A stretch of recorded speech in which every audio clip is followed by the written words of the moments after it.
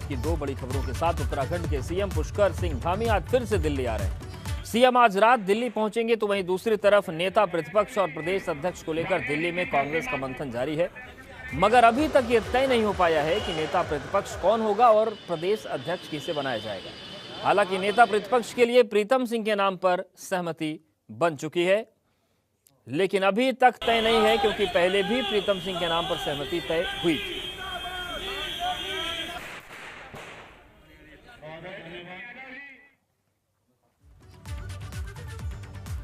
उत्तराखंड में नेता प्रतिपक्ष और प्रदेश अध्यक्ष के चयन को लेकर दिल्ली में 2 हफ्ते से मंथन हो रहा है, मगर अभी तक ये नहीं पता हो पाया है कि नेता प्रतिपक्ष और प्रदेश अध्यक्ष कौन होगा। इसे लेकर आज भी दिल्ली में काफी सुगबुगाहट रही। कांग्रेस प्रदेश प्रभारी देवेंद्र यादव, पूर्व सीएम हरीश रावत राहुल गांधी के आवास पर भी पहुंचे थे, जबकि पिछले 2 दिनों से राहुल गांधी के साथ कांग्रेस के तमाम बड़े नेताओं की एक-एक कर मीटिंग हो चुकी है, मगर अभी तक नेता प्रतिपक्ष और प्रदेश अध्यक्ष पर कोई फैसला नहीं हो सका है।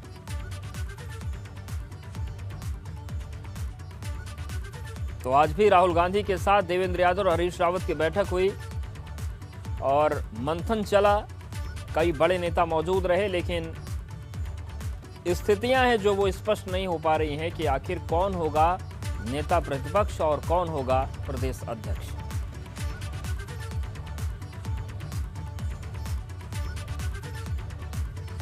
तो सवाल बरकरार है कि उत्तराखंड कांग्रेस की कमान किसे मिलेगी। दिल्ली से देहरादून लौटे कांग्रेस प्रदेश अध्यक्ष प्रीतम सिंह नेता प्रतिपक्ष और प्रदेश अध्यक्ष को लेकर सहमति नहीं बन पा रही है और सवाल ऐसे में यह भी उठ रहा है कि चुनाव के ऐन पहले अगर नेता प्रतिपक्ष और प्रदेश अध्यक्ष चुनने में ये उहापोह बनी रहेगी तो चुनावी रणनीतियां आखिर कब बनेगी।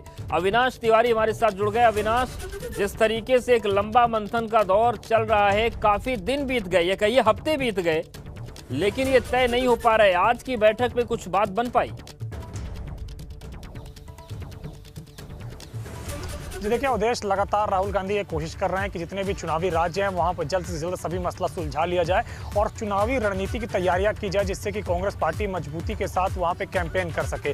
उत्तराखंड की अगर बात करें तो लगातार राहुल गांधी ने 2 दिनों तक बैठक की तमाम सारे वरिष्ठ नेताओं के साथ उनके मन की बात को जाना, उनसे पूछा कि कौन प्रदेश अध्यक्ष हो सकता है, कौन CLP नेता हो सकता है, और आज भी प्रभारी देवेंद्र यादव के साथ बातचीत की किस तरीके से उत्तराखंड में नए CLP नेता प्रदेश अध्यक्ष को नियुक्त किया जा सकता है, कौन सा वो नाम है जिसके नाम के साथ सभी लोग सहमत हो सकते हैं। इसको लेकर अभी भी कांग्रेस के अंदर मंथन जारी है। नाम इस वजह से फाइनल नहीं हो पा रहा है क्योंकि कांग्रेस के अंदर इतनी गुटबाजी है उत्तराखंड के अंदर कि किसी एक के नाम पे सहमति बनाने का मतलब है कि अगला गुट नाराज हो जाएगा, जो कि चुनाव में नहीं चाहती है कांग्रेस पार्टी की कोई गुट नाराज हो, सभी लोग को एक साथ रखते हुए काम करना चाहती है। यही कारण है कि थोड़ा फैसला लेने में देरी हो रही है। लेकिन राहुल गांधी ने आज जिस तरीके से बैठक की, चुनाव की रणनीति को लेकर बातचीत की, प्रदेश अध्यक्ष CLP नेता को लेकर बातचीत की, इसके बाद जो हमको जानकारी मिल रही सूत्रों के अनुसार ये है कि कल देर शाम तक कांग्रेस पार्टी अपना नया प्रदेश अध्यक्ष और CLP नेता घोषित कर सकती है, क्योंकि राहुल गांधी अंतिम दौर पे हैं उस नाम के निर्णय लेने के लिए, क्योंकि हरीश रावत भी चाहते हैं कि उनके खेमे का प्रदेश अध्यक्ष बने, प्रीतम सिंह चाहते हैं उनके खेमे का प्रदेश अध्यक्ष बने।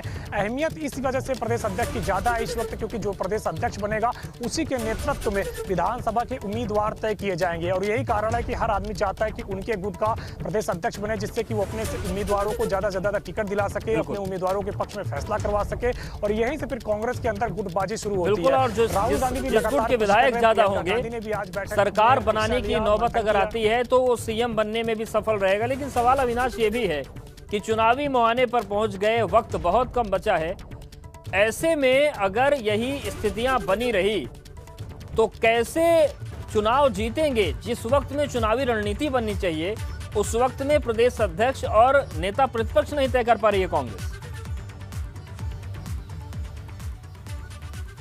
देखिए बिल्कुल सही बात है, इस वक्त देरी जरूर कर रही है कांग्रेस पार्टी, लेकिन कांग्रेस पार्टी इस बात को लेकर आशान्वित है। उनके पक्ष में जो एक फैसला दिख रहा है वो ये है कि कांग्रेस पार्टी इस वजह से आशान्वित है कि एक बार उत्तराखंड में बीजेपी की सरकार बनती है तो एक बार कांग्रेस की बनती है, और इस बार टर्म कांग्रेस के बनने का है। इस बात को लेकर ज्यादा कांग्रेस पार्टी उत्साहित। और इसके बाद दूसरा जो वो लगातार कह रहे हैं कि हम इस बात को लेकर प्रचार करेंगे कि उत्तराखंड में भारतीय जनता पार्टी ने 3 मुख्यमंत्री दिए, इस तरीके से वो प्रचार भी करेंगे, और इसके जो भारतीय जनता पार्टी के अंदर 3 मुख्यमंत्री बदले गए, इसका प्रचार वो जोर शोर से करेंगे। बिल्कुल, तो तमाम चीजें हैं, लेकिन कंफ्यूजन जो है बरकरार। अविनाश हमारे साथ आप बने रहिए, एक और महत्वपूर्ण खबर उस पर भी आपसे जानकारी लेंगे, अपडेट्स लेंगे। आज दिल्ली आ रहे हैं सीएम पुष्कर सिंह धामी, शाम 8:40 पर दिल्ली पहुंचेंगे पुष्कर धामी, और कल केंद्रीय मंत्रियों से मुलाकात का कार्यक्रम है। मुलाकात के बाद कल ही देहरादून सीएम लौट जाएंगे। तो 2-3 मंत्री ऐसे थे जिनसे मुलाकात पिछले दौरे में नहीं हो पाई थी। ऐसे में आज सीएम पुष्कर सिंह धामी पहुंच रहे हैं। अविनाश लगातार हमारे साथ बने हुए हैं। अविनाश, कल किन किन मंत्रियों से, किन केंद्रीय मंत्रियों से मुलाकात हो सकती है मुख्यमंत्री की? देखिए, अगर सबसे पहले मुख्यमंत्री के कार्यक्रम की बात करें तो आज 7:50 पर वो दिल्ली एयरपोर्ट पर लैंड करेंगे। उसके बाद फिर 8:20 पर वो उत्तराखंड सदन नई दिल्ली पर पहुंचेंगे और यहाँ पे फिर रात्रि विश्राम करेंगे। कल उनकी बात अगर करें तो रेल मंत्री अश्विनी वैष्णव से होगी। इसके अलावा उपभोक्ता मामलों के मंत्री पशुपतिनाथ पारस से होगी, क्योंकि जब पिछली बार वो आए थे तो इन दोनों मंत्रियों से मुलाकात नहीं हो पाई थी, शेड्यूल नहीं बैठ पाया था और सीएम जिस तरीके से लगातार व्यस्त थे, उन व्यस्तता के चलते इन दोनों नेताओं से मुलाकात का जो सिलसिला था वो टल गया था। क्योंकि काफ़ी अहम मंत्रालय है दोनों ही केंद्रीय मंत्रियों के पास और खुद मुख्यमंत्री पुष्कर सिंह धामी चाहते हैं कि ऋषिकेश से कर्णप्रयाग की जो रेल लाइन है उसमें काम तेजी से हो और उसको लेकर जो डेवलपमेंट है उसको लेकर वो रेल मंत्री अश्विनी वैष्णव से बातचीत करेंगे। वहीं जिस तरीके से प्रधानमंत्री नरेंद्र मोदी ने आह्वान किया है और ये ऐलान किया है कि दिवाली तक सभी लोगों को मुफ्त राशन दिया जाएगा, तो उस राशन को किस तरीके से उत्तराखंड में तमाम सारे लोगों को पहुंचाया जा सकता है, किस तरीके से केंद्र का सहयोग लिया जा सकता है, इसको लेकर वो दोनों ही मंत्रियों से इस लिहाज से बड़ी महत्वपूर्ण हो जाती है बैठक। अविनाश, शुक्रिया आपका जानकारी और अपडेट्स को देने के लिए। और देहरादून में पुष्कर धामी कैबिनेट की बैठक के दौरान 8 प्रस्तावों पर मुहर लगी है। कैबिनेट ने फैसला लिया है कि खाद्य आपूर्ति विभाग के तहत दिव्यांगों को राष्ट्रीय खाद्य योजना के तहत लाभ मिलेगा। इसके साथ ही कोविड के तहत स्थगित हुई परीक्षाओं में छात्रों को आयु सीमा में 1 साल की छूट दी गई है। परिवहन निगम में कर्मचारियों के लंबित वेतन के मामले में कोर्ट में चल रही सुनवाई को देखते हुए मुख्यमंत्री को मांगों के निराकरण के लिए अधिकृत किया गया है। लखवाड़ जल विद्युत परियोजना को दी गई रेशम विभाग की जमीन वापस की गई है। कोविड के महामारी के कारण जो कई जगह परीक्षाएं जो होनी थी नहीं हो पा रही थी और कई जगह परीक्षाओं को आयोजित करने के बावजूद स्थगित करने का निर्णय लिया गया था। ऐसे में कई ऐसे नौजवान हैं जिनकी उम्र बढ़ गई थी और वो इसमें शामिल नहीं हो पा रहे थे, तो 1 वर्ष की छूट कोविड की महामारी को देखते हुए जो 30 जून 22 तक लागू रहेगी। मंत्रिमंडल ने इसको 30 जून 22 तक लागू करने का निर्णय लिया। परिवहन विभाग को कर्मचारियों की तनख्वाह देने के लिए एक मुफ्त सहायता का यह प्रस्ताव था विभाग का, जिस पर मंत्रिमंडल ने मुख्यमंत्री जी को इसके लिए अधिकृत किया है कि इस प्रकरण में पूरे आंकड़ों के साथ परिवहन मंत्री जी के साथ सचिव परिवहन और वित्त के अधिकारी के साथ चर्चा करने के बाद ये प्रस्ताव मुख्यमंत्री जी के समक्ष प्रस्तुत किया जाएगा। घंटे के भीतर ये अपना एक अहम फैसला बदल दिया। सीएम पुष्कर सिंह धामी ने अपने तीनों जनसंपर्क अधिकारी हटा दिए, जबकि इनकी नियुक्ति का आदेश अभी 1 दिन पहले ही जारी हुआ था। अब सवाल ये उठ रहा है कि आखिरकार इसके पीछे की वजह क्या है? आखिर क्या वजह हुई ऐसी कि 24 घंटे के भीतर ही 3 के 3 जो जनसंपर्क अधिकारी थे उनको हटाया गया, लेकिन ये फैसला हुआ है और 24 घंटे पहले ही नाम जारी हुए थे, लेकिन इनको पद से हटाया गया है। उत्तराखंड सरकार ने कांवड़ यात्रा रद्द कर दी है। कोरोना महामारी को देखते हुए यात्रा रद्द की गई। कोविड की तीसरी लहर की आशंका को देखते हुए ये बड़ा फैसला लिया गया है।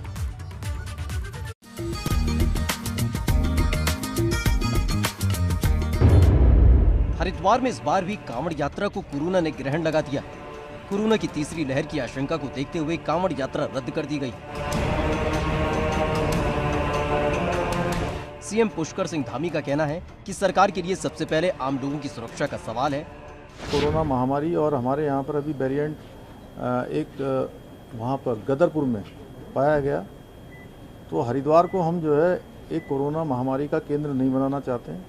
लोगों का जीवन हमारे लिए प्राथमिकता है, हम उससे बिल्कुल भी खिलवाड़ नहीं कर सकते, उसमें हम कोई कोताही नहीं बरतेंगे, इसलिए हमने यात्रा स्थगित करने का फैसला किया। इसी महीने हरिद्वार में कांवड़ यात्रा की शुरुआत होने वाली थी। ये ऐसा आयोजन है जिसका शिव भक्त बड़े ही बेसब्री से इंतजार करते हैं, मगर कोरोना ने कांवड़ यात्रा में ऐसी खलल डाली कि शिव भक्तों की राहत में मानो कांटे बिछ गए।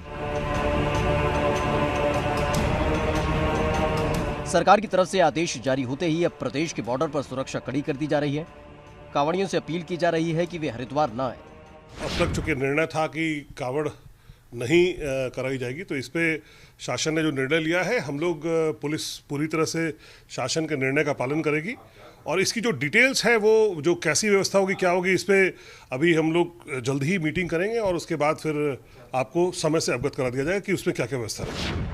पुलिस को आशंका इस बात की भी बनी हुई है कि सावन के महीने में कांवड़िए पाबंदी के बावजूद भी हरिद्वार आ सकती हैं। लिहाजा उत्तराखंड के बॉर्डर पर पुलिस चौकसी बढ़ा रही है। पुलिस का कहना है कि पहले कांवड़ियों के साथ नरमी बरती जाएगी, अगर फिर भी बात नहीं बनी तो सख्ती भी हो सकती है। सवाल जितना अहम आस्था का है, उतना ही कोरोना से सुरक्षा का भी जरूरी है। इसलिए सरकार नहीं चाहती कि कांवड़ जैसा बड़ा आयोजन कराकर बैठे बैठाए कोई मुसीबत मोल ली जाए। एबीपी गंगा के लिए देहरादून से विनोद कुमार की रिपोर्ट। उत्तराखंड सरकार ने कांवड़ यात्रा पर लगातार दूसरे साल रोक लगाई है। पिछले साल भी कोरोना महामारी के चलते कांवड़ यात्रा को रद्द किया गया था। 3 तस्वीरें हम आपको दिखा रहे हैं। 2019 में कांवड़ यात्रा हुई थी, तब बड़ी संख्या में कांवड़िए हरिद्वार पहुंचे थे, मगर पिछले साल 2020 में कांवड़ यात्रा रद्द की गई और इस बार भी सावन महीने में शुरू होने वाली कांवड़ यात्रा को रद्द कर दिया गया।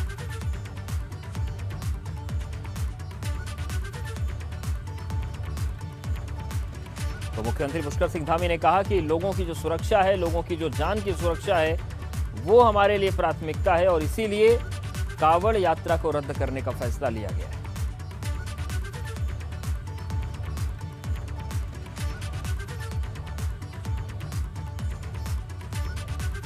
कोविड की तीसरे लहर की आशंका को देखते हुए कांवड़ यात्रा को स्थगित किया गया है। राज्य सरकार के प्रवक्ता सुबोध उनियाल ने कहा कि इसके लिए दूसरे राज्यों से भी बात की जा रही है।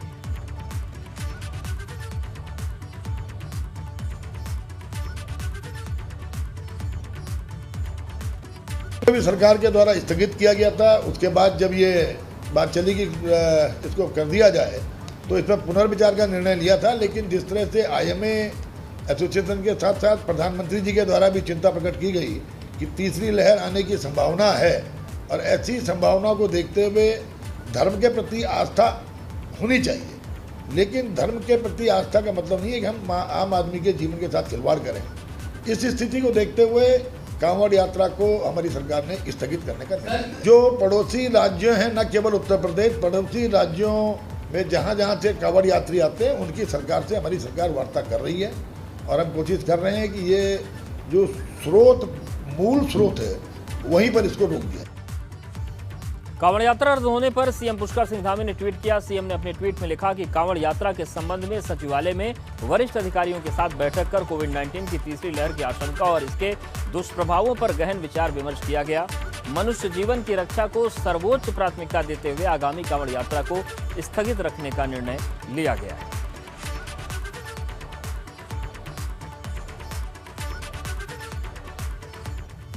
वही कांवड़ यात्रा रद्द होने से हरिद्वार के संत नाराज हैं। संतों का कहना है कि कांवड़ आस्था का विषय है, इसलिए सरकार को इसे रद्द नहीं करना चाहिए। संतों का कहना है कि सरकार को इसके लिए कोई रास्ता निकालना चाहिए।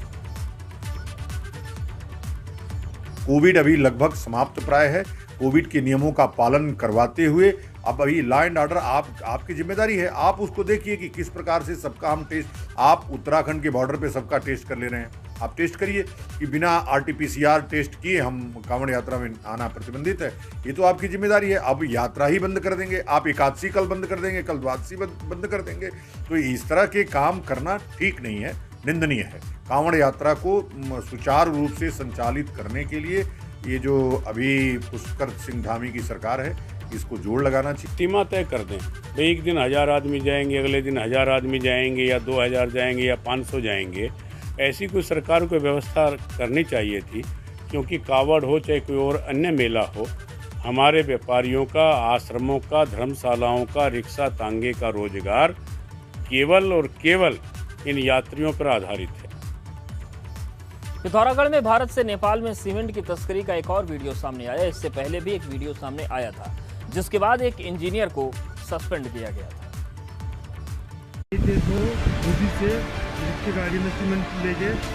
पिथौरागढ़ में सोशल मीडिया पर वायरल हो रहे सीमेंट तस्करी के इस वीडियो ने प्रशासन की नींद उड़ा दी है। पिछले कुछ रोज से सोशल मीडिया पर कई वीडियो वायरल हो चुके हैं, जिनमें भारत से नेपाल में सीमेंट की तस्करी की बात कही जा रही है।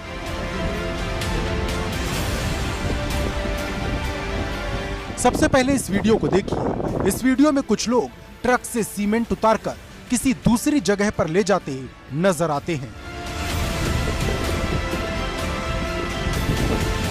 कहा जा रहा कि धारचूला तहसील के बूंदी में सरकारी सीमेंट को नदी के रास्ते नेपाल भेजा जा रहा था। बीआरओ की तरफ से उच्च स्तरीय जांच कराई गई तो पता चला कि वाकई सीमेंट की तस्करी हो रही थी। जांच के बाद एक इंजीनियर को सस्पेंड कर दिया गया। साथ ही मामले में उच्च स्तरीय जांच के लिए कमेटी का गठन हो गया। इसकी जांच मैंने बीआरओ को, उच्च अधिकारियों, कमांडर शर्मा को भेजा था। उन्होंने उसकी प्राइमरी जांच कराई। उसके बाद इसमें अवर अभियंता की संदिग्धता की बात आने पर उसे जो है उन्होंने निलंबित कर दिया है। इस बीच डीएम को एक और वीडियो दिया गया। इसमें भी सीमेंट की चोरी की बात कही जा रही है। दावा तो यहाँ तक है कि सीमेंट के साथ ही डीजल की भी तस्करी हो रही। हमारे पास इस तरह के 6 वीडियो आए हैं जिसमें सीमेंट और डीजल बेचे जाने के वीडियोस आपका देखे जा रहे हैं। और नेपाल का जो क्षेत्र भारतीय क्षेत्र से जुड़ा हुआ है, उस क्षेत्र में नेपाल के भीतर इस बीच जो सरकारी निर्माण कार्य हो रहे हैं, उन निर्माण कार्यों में भी बीआरओ का सीमेंट लगाया गया है। उधर डीएम ने वीडियो की सच्चाई जानने के लिए जांच बिठा दी। बीआरओ के ऑफिसर को इसकी सच्चाई जानने के लिए कहा गया है। उसको मैं जांच के लिए भेज रहा हूँ और इस तरह का वो प्रकरण कहाँ तक है, यदि वीडियो देखने से स्पष्ट नहीं हो रहा है कि इसमें कोई बिक्री की बात हो रही हो। उसमें एक ट्रक दिखाया जा रहा है जिसमें सीमेंट के कट्टे लद रहे हैं। अब ये स्पष्ट नहीं हो पा रहा है कि ये ट्रक गया कहाँ जा रहा है। हो सकता है वो साइट पे जा रहा है। बीआरओ इन दिनों सामरिक लिहाज से अहम चीन सीमा को जोड़ने वाली तवाघाट लिपुलेख सड़क का निर्माण कर रहा। लिपुलेख तक सड़क कनेक्टिविटी करने के बाद सड़क में वैली ब्रिज, नाली, सुरक्षा दीवार जरूरी निर्माण किए जा रहे। इसी में सीमेंट का भी इस्तेमाल किया जा रहा है। अब बड़ा सवाल यह है कि अगर सीमेंट की चोरी हो रही तो वाकई ये बेहद गंभीर मसला है। एबीपी गंगा के लिए पिथौरागढ़ से योगेश पाठक की रिपोर्ट। राज्य आंदोलनकारियों ने देहरादून में राजभवन का कूच किया। इनकी नाराजगी है और इनकी मांग ये है कि 10% क्षैतिज आरक्षण पर कानून सरकार नहीं बना रही है, वो बनाए। होश में आओ, अभी तो ली अंगड़ाई। देहरादून में राज्य आंदोलनकारी एक बार फिर से सड़क पर उतर आए हैं। राज्य आंदोलनकारी सरकारी नौकरी में 10% क्षैतिज आरक्षण की मांग कर रहे हैं।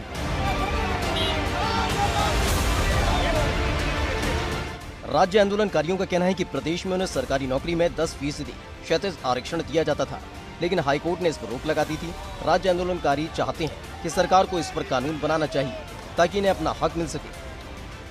10% क्षैतिज आरक्षण का मामला है। ये 4 साल पहले कोर्ट ने निरस्त कर दिया। सरकार की लापरवाही के कारण सरकार ने कोर्ट में पैरवी नहीं करी। अब जब कोर्ट ने निरस्त किया था तो सरकार को ये चाहिए था कि वो विधानसभा में विधेयक लाए, कानून बनाए, तो कोर्ट का आदेश अपने आप ही समाप्त हो जाता। बड़ी संख्या में राज्य आंदोलनकारी सड़क पर उतर आए हैं। राजभवन की तरफ कूच कर विरोध जताया। इनका कहना है कि राज्य निर्माण के लिए इन्होंने काफी संघर्ष किया था, जिसके चलते उत्तराखंड अलग राज्य बना है, लेकिन अब उन्हें अपनी मांगों और हकों के लिए भटकना पड़ रहा है। न नेताओं को इनके बलिदान की फिक्र है और न ही इनके भविष्य की कोई चिंता। एबीपी गंगा के लिए देहरादून से रवि कैंतुरा की रिपोर्ट।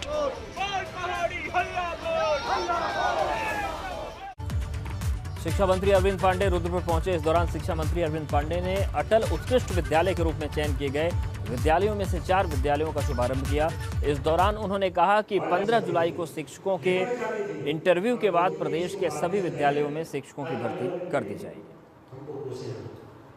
प्रत्येक विकास खंड में 2-2 अटल उत्कृष्ट विद्यालय हमने बनाए हैं, जिसकी संख्या 190 है और जिसका उद्देश्य है कि सीबीएसई बोर्ड के माध्यम से मान्यता दिला के इंग्लिश मीडियम नई शिक्षा नीति का पालन करते हुए इंग्लिश मीडियम हमने बनाने का निर्णय लिया है, जो आम अभिभावकों की सोच के मुताबिक हमने काम किया। टिहरी में NH-94 और NH-58 पर ऑल वेदर प्रोजेक्ट के जरिए सड़क चौड़ीकरण का काम किया जा रहा है, मगर इसकी वजह से हाईवे पर कई जगह नए डेंजर जोन बन गए हैं, जिससे लगातार पत्थर और मलबा गिरने से दुर्घटना की संभावनाएं बढ़ गई हैं। प्रशासन ने अब ऐसे डेंजर जोन को चिन्हित कर इनके ट्रीटमेंट का काम शुरू कर दिया है। 94 में कुछ पत्थर गिरने की चीज़ें हो रही हैं। इसमें क्या हो रहा है कि चूंकि अभी तुरंत कटिंग हुई है हिल साइड में, तो स्लोप काफ़ी कमज़ोर स्थिति में है।